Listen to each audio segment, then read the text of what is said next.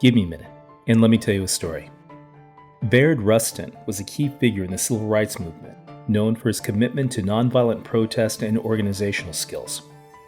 He was a close advisor to Dr. Martin Luther King Jr. and played a central role in organizing the 1963 March on Washington for Jobs and Freedom.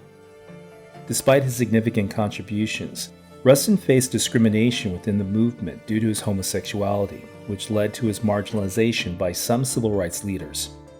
Nevertheless, he continued his activism, advocating for civil rights, labor rights, and LGBTQ+ rights throughout his life. Rustin's strategic genius and dedication to nonviolent resistance left a lasting impact on the civil rights movement and influenced subsequent movements for social change.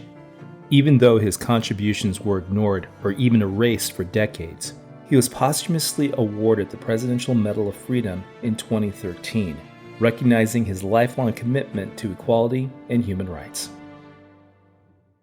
I'm James Edward Mills of the Joy Chip Project, and this has been an Unhidden Minute.